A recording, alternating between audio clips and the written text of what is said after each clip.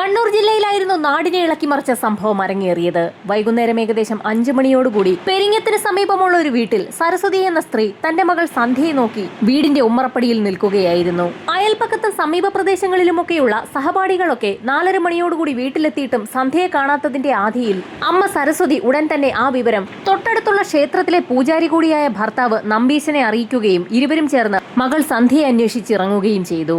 നമ്പീശനും ഭാര്യയും മകളെ അന്വേഷിച്ച് അലഞ്ഞു തിരിയുന്നത് കണ്ട കവലയിൽ നിന്നിരുന്ന ആളുകളും അവർക്കൊപ്പം കൂടി. നമ്പീശനും ഭാര്യയും നാട്ടുകാരും ചേർന്ന് സമീപത്തുണ്ടായിരുന്ന സ്കൂളിലെത്തി അന്വേഷണം നടത്തി.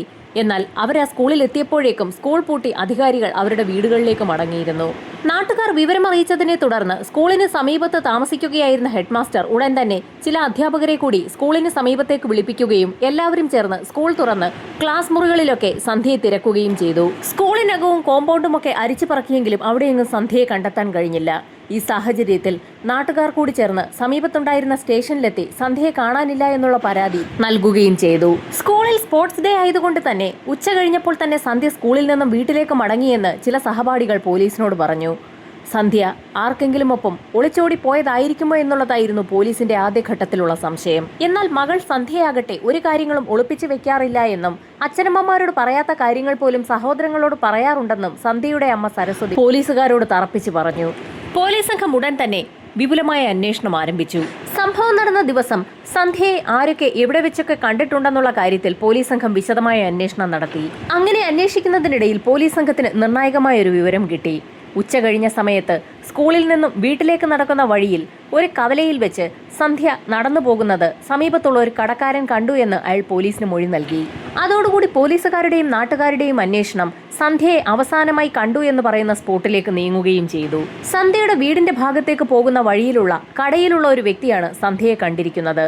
ആ കടയിരിക്കുന്ന സ്ഥലം കഴിഞ്ഞാൽ പിന്നീട് ഒരു വയലാണ്. വയൽ കടന്നു വേണം സന്ധ്യയ്ക്ക് വീട്ടിലേക്ക് പോകാൻ. കവല കഴിയുന്ന ഭാഗത്ത് വെച്ച് സന്ധ്യയ്ക്ക് എന്തോ അപകടം സംഭവിച്ചു എന്ന് നാട്ടുകാർക്കും പോലീസിനും വ്യക്തമായി. അതുകൊണ്ട് തന്നെ ആ രാത്രിയിൽ പോലീസുകാരും നാട്ടുകാരും ചേർന്ന് വയലിന്റെ ഭാഗമൊക്കെ വിശദമായി ഒന്ന് പരിശോധിക്കാൻ തന്നെ തീരുമാനിച്ചു. വയലിന്റെ ഭാഗവും വയലിനോട് ചേർന്നുള്ള തോടിന്റെ കരയുമൊക്കെ പോലീസ് സംഘവും നാട്ടുകാരും ചേർന്ന് വിശദമായി പരിശോധിച്ചു. ആ പരിശോധനയ്ക്ക് ഫലമുണ്ടായി. വയലിന്റെ ഭാഗത്തുള്ള തോടിന് സമീപം കാട് പിടിച്ചു കിടക്കുന്ന ഒരു ഭാഗത്ത് സന്ധ്യയുടെ ബാഗ് കിടക്കുന്നത് നാട്ടുകാരിൽ ചിലരുടെ ശ്രദ്ധയിൽപ്പെട്ടു. ആ ഭാഗത്തേക്ക് ഓടിയെത്തിയ പോലീസുകാർ കാണുന്നത് നടുക്കുന്ന ഒരു കാഴ്ചയാണ്. ചലനമില്ലാതെ അർദ്ധനഗ്നയായി ചേറിൽ സന്ധ്യ കിടക്കുന്നു. ശരിക്കും ഹൃദയം നിലച്ചു പോകുന്ന ഒരു കാഴ്ചയാണ് നാട്ടുകാരും ബന്ധുക്കളും സന്ധ്യയുടെ മാതാപിതാക്കളും പോലീസുകാരും ഒക്കെ അവിടെ കണ്ടത്. നാട്ടുകാർക്കൊക്കെ പരിചയമുള്ള സന്ധ്യ എന്ന പെൺകുട്ടിയാണ് അതിദാരുണമായി കൊല്ലപ്പെട്ട് കിടക്കുന്നത്.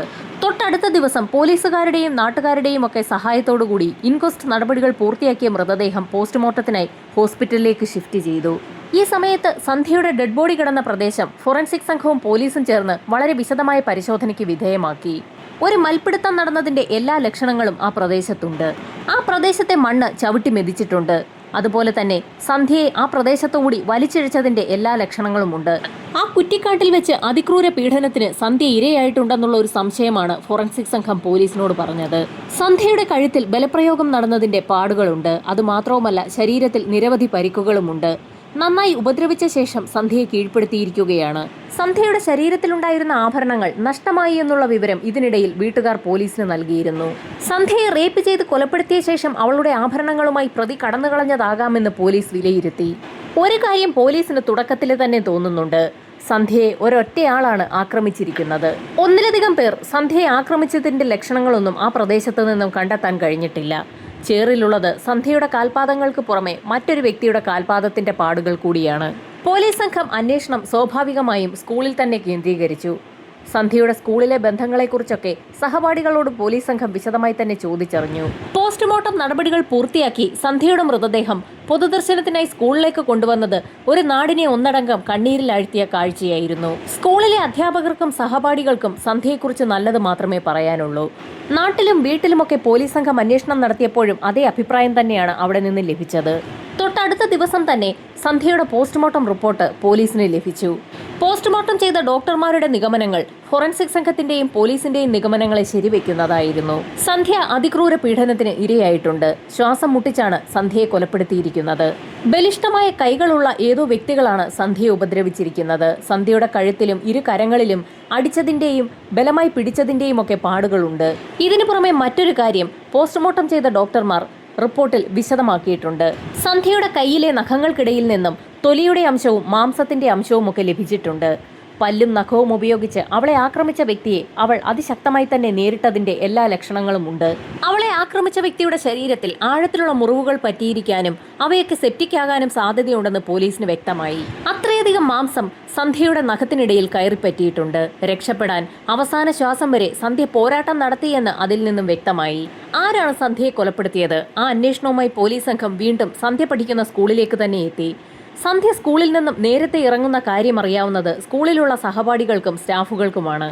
എന്നാൽ സ്കൂളിൽ അന്ന് സ്പോർട്സ് ഡേ ആയതുകൊണ്ട് തന്നെ സമീപ പ്രദേശത്തുള്ള നാട്ടുകാരും അത് കാണാനെത്താൻ സാധ്യതയുണ്ട്. അങ്ങനെ കാണാനെത്തിയ നാട്ടുകാരിൽ ആരെങ്കിലുമാണോ സന്ധ്യയുടെ ജീവൻ എടുത്തതെന്നും പോലീസിന് സംശയം തോന്നി. സ്കൂളിൽ അന്വേഷിച്ചപ്പോഴാണ് സ്പോർട്സ് ഡേ ആയതുകൊണ്ട് തന്നെ സന്ധ്യയ്ക്ക് പുറമെ മറ്റ് പല കുട്ടികളും അന്ന് ഉച്ചയോടുകൂടി വീട്ടിലേക്ക് മടങ്ങി എന്നുള്ള കാര്യം പോലീസിന് വ്യക്തമായത്. സ്കൂളിൽ നിന്നിറങ്ങിയ സന്ധ്യ ബസ്സിലാണ് ആ കവലയിൽ വന്നിറങ്ങിയത്. സ്വാഭാവികമായും പോലീസിന്റെ അന്വേഷണം വീണ്ടും കവലയിലെ കടക്കാരനെ കേന്ദ്രീകരിച്ചായി. പതിവില്ലാതെ അന്ന് ഉച്ചയോടുകൂടി സന്ധ്യ ബസ്സിൽ നിന്നിറങ്ങുന്നത് ആ കടക്കാരൻ ശ്രദ്ധിച്ചിരുന്നു. എന്നാൽ സന്ധ്യയെ ഫോളോ ചെയ്തുകൊണ്ട് അന്ന് ആരെങ്കിലും സന്ധ്യയുടെ പിന്നാലെ ഉണ്ടായിരുന്നോ എന്നുള്ള പോലീസിന്റെ ചോദ്യത്തിന് ബസ്സിൽ നിന്നിറങ്ങിയ സന്ധ്യ വയലിന്റെ ഭാഗത്തുള്ള വഴിയിലൂടെ ഒറ്റയ്ക്കാണ് നടന്നു പോയതെന്ന് അയാൾ പോലീസിനോട് പറഞ്ഞു. സന്ധ്യ അന്ന് നേരത്തെ ബസ് ഇറങ്ങിയത് കണ്ട് കടക്കാരൻ കാര്യം ചോദിച്ചപ്പോൾ സ്പോർട്സ് ഡേ ആണെന്നുള്ള കാര്യവും സന്ധ്യ അയാളോട് പറഞ്ഞിരുന്നു. വയലിലൂടെ സന്ധ്യ ഒറ്റയ്ക്കാണ് നടന്നു പോയിട്ടുള്ളത്. അതുകൊണ്ട് തന്നെ ഇത് പ്ലാൻ ചെയ്തുണ്ടായ ഒരാക്രമണമല്ലായിരിക്കാമെന്ന് പോലീസ് നിഗമനത്തിലെത്തി. പീഡനവും മോഷണവും നടത്തിയ ശേഷം സന്ധ്യയെ കൊലപ്പെടുത്തിയിരിക്കുകയാണ്. കൊലപ്പെടുത്തണമെങ്കിൽ അയാളെ സന്ധ്യയ്ക്ക് പരിചയമുണ്ടായിരുന്നിരിക്കണം. അങ്ങനെയെങ്കിൽ അയാൾ ഈ ഗ്രാമത്തിലുള്ള വ്യക്തി തന്നെ ആയിരിക്കാമെന്നും പോലീസ് വിലയിരുത്തി. സന്ധ്യയുടെ മരണം സംഭവിച്ച് 3-4 ദിവസങ്ങൾ അതിനോടകം തന്നെ പിന്നിട്ടിരുന്നു. എന്നിട്ടും പോലീസ് അന്വേഷണം എങ്ങും എത്താതെ വന്ന സാഹചര്യത്തിൽ പോലീസിനെതിരെയായി നാട്ടിൽ പ്രക്ഷോഭം ആരംഭിക്കുകയും ചെയ്തു. എന്നാൽ ഇതിനോടകം തന്നെ പത്രങ്ങളിൽ ഒരു വാർത്ത പരന്നിരുന്നു. സന്ധ്യയെ ആക്രമിക്കുന്നതിനിടയിൽ ആ വ്യക്തിയിൽ നിന്നും രക്ഷ നേടാൻ സന്ധ്യ പരമാവധി ശ്രമിച്ചിട്ടുണ്ട്. പോസ്റ്റ്മോർട്ടത്തിൽ സന്ധ്യയുടെ നഖങ്ങൾക്കിടയിൽ നിന്നും ആ വ്യക്തിയുടെ മാംസവും തൊലിയുടെ ഭാഗങ്ങളിൽ ലഭിച്ചിട്ടുമുണ്ട്. അതുകൊണ്ട് തന്നെ ആ വ്യക്തിക്ക് നല്ല രീതിയിൽ പരിക്കേറ്റതുകൊണ്ട് വൈദ്യസഹായം തേടേണ്ട അത്യാവശ്യവുമുണ്ട്. അങ്ങനെ ഹോസ്പിറ്റലിൽ എത്തുന്ന പ്രതിയെ പോലീസ് സംഘത്തിന് അതിവേഗം തന്നെ പിടികൂടാൻ സാധിക്കും.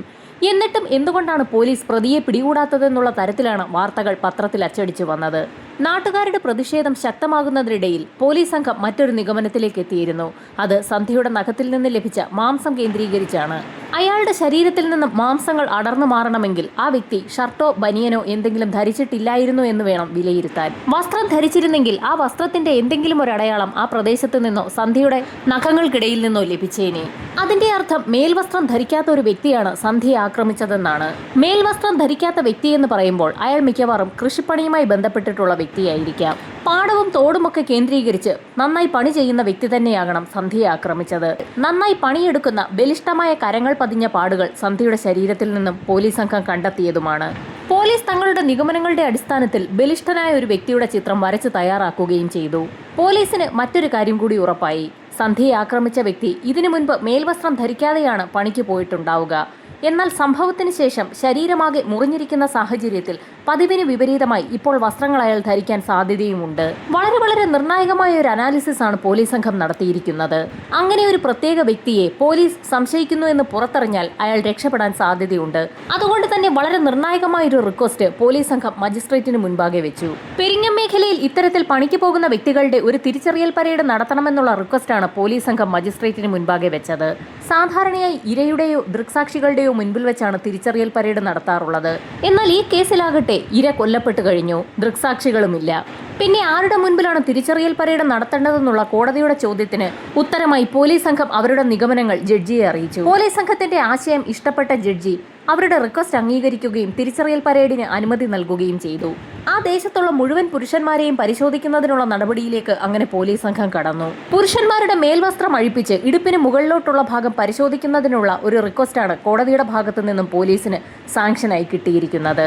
ഗ്രൂപ്പുകളായി തിരിച്ച് പെരിങ്ങം ദേശത്തുള്ള മുഴുവൻ പുരുഷന്മാരെയും പോലീസ് സംഘം സ്റ്റേഷനിൽ വിളിച്ചു വരുത്തി തിരിച്ചറിയൽ പരേഡ് നടത്തി. അങ്ങനെ ഒരു 30 പേരോളം പിന്നിട്ട സമയത്തായിരുന്നു രാജു എന്നൊരു ചെറുപ്പക്കാരൻ ഷർട്ടഴിച്ച് പോലീസിന്റെ മുൻപിലൂടെ നടന്ന സമയത്ത് അയാളെ പോലീസുകാർ പിടിച്ചു നിർത്തിയത്. രാജുവിനെ എന്തിനാകാം പോലീസ് സംഘം അവിടെ പിടിച്ചു നിർത്തിയതെന്ന് മറ്റുള്ള ആളുകൾക്ക് സംശയം തോന്നി. കാരണം ഷർട്ടഴിപ്പിച്ച് ആളുകളുടെ ശരീരം പോലീസ് സംഘം പരിശോധിക്കുകയാണെന്നുള്ള കാര്യം പോലും മറ്റുള്ള ആളുകൾക്ക് മനസ്സിലായിരുന്നില്ല. രാജുവിനെ SI ഉടൻ തന്നെ CIയുടെ മുറിയിലേക്ക് കയറ്റിവിട്ടു. ഷർട്ടിടാതെയുള്ള മറ്റുള്ള പുരുഷന്മാരുടെ പരിശോധന അപ്പോഴും തുടരുകയായിരുന്നു. സിഐയുടെ റൂമിലെത്തിയ രാജുവിനെ മറ്റുള്ള പോലീസ് സംഘം വിശദമായി ചോദ്യം ചെയ്തു. രാജുവിന്റെ ശരീരത്തിൽ മുതുകിലായി എന്തോ കൊണ്ട് മുറിഞ്ഞ പാടുകളുണ്ട്. ആഴത്തിലുള്ള മുറിവുകൾ പഴുത്തിട്ടുമുണ്ട്. ശരീരത്തിലുണ്ടായ മുറിവ് ഇത്രയധികം പഴുത്തിട്ടും എന്തുകൊണ്ടാണ് രാജു ഹോസ്പിറ്റലിൽ പോകാത്തതെന്ന് സിഐ അയാളോട് ചോദിച്ചു. ആ മുറിവൊക്കെ ഉടൻ തന്നെ കരിഞ്ഞുകൊള്ളുമെന്നും താനതത്ര കാര്യമാക്കിയിട്ടില്ല എന്നും രാജു പോലീസിനോട് പറഞ്ഞു. എന്ത് ജോലിയാണ് രാജു ചെയ്യുന്നതെന്നുള്ള പോലീസിന്റെ ചോദ്യത്തിന് താനൊരു തെങ്ങ് കയറ്റക്കാരനാണെന്നുള്ള മറുപടിയുമാണ് രാജു കൊടുത്തത്. നഖം കൊണ്ടുള്ള മുറിവ് ശരീരത്തിലുണ്ടായാൽ അത് വലിയ അപകടമാകുമെന്ന് സിഐ പറഞ്ഞപ്പോൾ അത് നഖം കൊണ്ടുണ്ടായ മുറിവല്ല എന്നും തെങ്ങിൽ നിന്ന് വെട്ടിയിട്ട തേങ്ങ എടുക്കുന്നതിനായി കാട്ടിലേക്ക് കയറിയ സമയത്ത് കമ്പ് കൊണ്ട് മുറിഞ്ഞതാണെന്നും രാജു മറുപടി പറഞ്ഞു. രാജുവിന്റെ മറുപടി കേട്ട പോലീസ് സംഘം മറ്റൊരു നിർണായകമായ ചോദ്യം രാജുവിനോട് ചോദിച്ചു. രാജുവിന്റെ മുതുകിൽ നിന്ന് നഷ്ടപ്പെട്ട മാംസം തങ്ങൾക്ക് കൊല്ലപ്പെട്ട സന്ധ്യയുടെ നഖത്തിനിടയിൽ നിന്നും ഫോറൻസിക് പരിശോധനയിൽ കിട്ടിയെന്നും അതേക്കുറിച്ച് രാജുവിന് എന്താണ് പറയാനുള്ളതെന്നുമായിരുന്നു പോലീസിന്റെ ചോദ്യം. എന്നാൽ ആ ചോദ്യത്തെയൊക്കെ രാജു അപ്പാടെ നിഷേധിച്ചു. അതൊക്കെ തീർത്തും കള്ളമാണെന്നും തനിക്ക് അതിനെക്കുറിച്ചൊന്നും അറിവില്ല എന്നും രാജു പോലീസിനോട് പറഞ്ഞു. രാജു എല്ലാ കാര്യങ്ങളും നിഷേധിച്ചു. അതുകൊണ്ട് തന്നെ രാജുവിനെ മെഡിക്കൽ പരിശോധനയ്ക്ക് വിധേയമാക്കുകയാണെന്നും പരിശോധനയിൽ സന്ധ്യയുടെ നഖങ്ങൾക്കിടയിൽ നിന്നും കണ്ടെടുത്ത മാംസം രാജുവിന്റേതാണെന്ന് തെളിയുകയാണെങ്കിൽ രാജുവിനെ കൊലക്കുറ്റത്തിന് അറസ്റ്റ് ചെയ്യുമെന്നും പോലീസ് സംഘം അയാളെ അറിയിച്ചു. സിഐ അങ്ങനെ പറഞ്ഞതും രാജു ഒന്ന് വിളറി വെളുത്തു. രാജുവും സിഐയും മുറിക്കുള്ളിൽ സംസാരിക്കുന്ന സമയത്തും മുറിക്ക് വെളിയിൽ മറ്റുള്ള ആളുകളുടെ ഷർട്ടഴിച്ചുള്ള പരിശോധന പുരോഗമിക്കുകയായിരുന്നു. ഇതിനിടയിൽ രാജു ചില കാര്യങ്ങൾ സിഐയോട് തുറന്നു പറഞ്ഞു.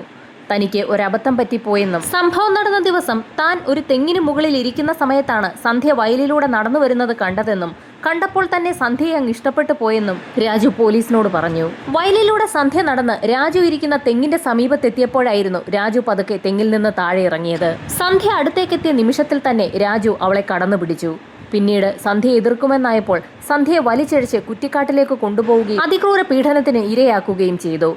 തന്നെ സന്ധ്യ തിരിച്ചറിയുമെന്ന് ഉറപ്പുള്ളതുകൊണ്ടാണ് സന്ധ്യയെ കൊലപ്പെടുത്തേണ്ടി വന്നതെന്നും രാജു പോലീസിന് മുൻപാകെ തുറന്നു സമ്മതിച്ചു. ആഭരണത്തിനായി സന്ധ്യയെ ആരോ കൊലപ്പെടുത്തിയതാണെന്ന് പോലീസും നാട്ടുകാരും തെറ്റിദ്ധരിക്കുന്നതിന് വേണ്ടി മനഃപൂർവ്വം സന്ധ്യയുടെ ആഭരണങ്ങൾ മോഷ്ടിച്ചതാണെന്നും അയാൾ പോലീസിനോട് തുറന്നു പറഞ്ഞു. തീർത്തും ലാഘവത്തോടു കൂടിയുള്ള ഒരു കുറ്റസമ്മത മൊഴിയാണ് രാജു എന്ന സാമുവൽ സിഐക്ക് മുൻപാകെ നടത്തിയത്. ഇതേസമയം സ്റ്റേഷന് പുറത്ത് തിരിച്ചറിയൽ പരേഡ് പൂർത്തിയാക്കി നാട്ടുകാരെയൊക്കെ പോലീസ് സംഘം പറഞ്ഞുവിട്ടു. രാജുവിന്റെ കുറ്റസമ്മതമൊഴി രേഖപ്പെടുത്തിയ സിഐ രാജുവിനെ മജിസ്ട്രേറ്റിന് മുൻപാകെ ഹാജരാക്കി റിമാൻഡ് ചെയ്യിപ്പിച്ചു. സന്ധ്യയെ കൊന്ന കുറ്റത്തിന് രാജു അറസ്റ്റിലായി എന്നുള്ള വിവരം നാട്ടിലാകെ കാട്ടുതീ പോലെ പരന്നു. സന്ധ്യയെ തിരയുന്നതിനും അന്വേഷണത്തിനുമൊക്കെ വളരെ മുൻപിൽ നിന്ന് നല്ല രീതിയിൽ പ്രവർത്തിച്ച വ്യക്തിയാണ് രാജു. അങ്ങനെയുള്ള അയാൾ തന്നെയാണ് കൊലപാതകിയെന്ന് നാട്ടുകാർക്ക് വിശ്വസിക്കാൻ പോലും കഴിഞ്ഞില്ല. സന്ധ്യയുടെ മരണാനന്തര ചടങ്ങുകൾക്ക് വേണ്ട സഹായങ്ങളൊക്കെ ചെയ്തു കൊടുത്തതും രാജുവായിരുന്നു. നാട്ടുകാരുടെ രോഷം ആളിക്കത്തുന്നതിനിടയിലായിരുന്നു തെളിവെടുപ്പ് നടത്തുന്നതിനായി രാജുവുമായി പോലീസ് സംഘം സംഭവം നടന്ന സ്ഥലത്തേക്ക് എത്തിയത്. രാജുവിനെ കൊണ്ടുവരുന്നതറിഞ്ഞ് ജനമായ ജനമൊക്കെ ആ പ്രദേശത്ത് കൂടി. ജനങ്ങളൊക്കെ രാജുവിനെ കൈവയ്ക്കാതിരിക്കുന്നതിനായി പോലീസ് സംഘം വൻ സംരക്ഷണം തന്നെ രാജുവിന് തീർത്തു. വൻ പോലീസ് സന്നാഹത്തോടു കൂടിയാണ് തെളിവെടുപ്പ് പൂർത്തിയാക്കിയത്. സന്ധ്യയെ കണ്ടതു മുതൽ നടന്ന സംഭവങ്ങളൊക്കെ വിശദമായി തന്നെ രാജു പോലീസുകാർക്ക് വിവരിച്ചു കൊടുത്തു. സ്വന്തം മകളെ രാജു എങ്ങനെയാണ് കൊലപ്പെടുത്തിയതെന്ന് അയാൾ പോലീസിനോട് വിവരിക്കുന്നത് കേട്ടുകൊണ്ട് നിന്ന നാട്ടുകാരുടെ കൂട്ടത്തിൽ ഉറക്കെ നിലവിളിച്ച് കരഞ്ഞുകൊണ്ട് സന്ധ്യയുടെ മാതാപിതാക്കളും സഹോദരങ്ങളും ഉണ്ടായിരുന്നു. സന്ധ്യയെ കൊലപ്പെടുത്തിയ ശേഷം രാജു ആ തോട്ടിൽ തന്നെ ഇറങ്ങി കുളിക്കുകയും അവിടെ നിന്ന് ആളുകളുടെ ശ്രദ്ധയിൽപ്പെടാതെ തന്റെ വീട്ടിലേക്ക് പോവുകയും ചെയ്തു. അക്കാര്യങ്ങളൊക്കെ അയാൾ പോലീസിനോട് വിശദീകരിച്ച് പറഞ്ഞു. തെളിവെടുപ്പ് പൂർത്തിയാക്കിയ പോലീസ് സംഘം എല്ലാ തെളിവുകളോടും കൂടി കുറ്റപത്രം കോടതിയിൽ സമർപ്പിച്ചു. കണ്ണൂർ സെഷൻസ് കോടതി ജഡ്ജ് രാജുവിന് ജീവപര്യന്തം തടവാണ് വിധിച്ചത്. ഇതൊരു ആസൂത്രിത കൊലപാതകവും അപൂർവങ്ങളിൽ അപൂർവമായ കേസുമല്ല എന്ന് ചൂണ്ടിക്കാണിച്ചുകൊണ്ടാണ് കോടതി രാജുവിന് വധശിക്ഷ വിധിക്കാതെയിരുന്നത്. എന്നാൽ സർക്കാർ ഇതിനെതിരെ ഹൈക്കോടതിയിൽ അപ്പീൽ നൽകി. അപ്പീൽ പരിഗണിച്ച ഹൈക്കോടതി രാജുവിന്റെ ജീവപര്യന്തം ഇപ്പോൾ ശരിവെക്കുകയാണ് ചെയ്തിരിക്കുന്നത്. രാജുവിന് വധശിക്ഷ വിധിക്കാത്തതിനെതിരെ ഹൈക്കോടതിയുടെ വിധി പ്രഖ്യാപനത്തിലും നാട്ടുകാർക്കും പോലീസിനും ഒരുപോലെ എതിർപ്പാണുള്ളത്.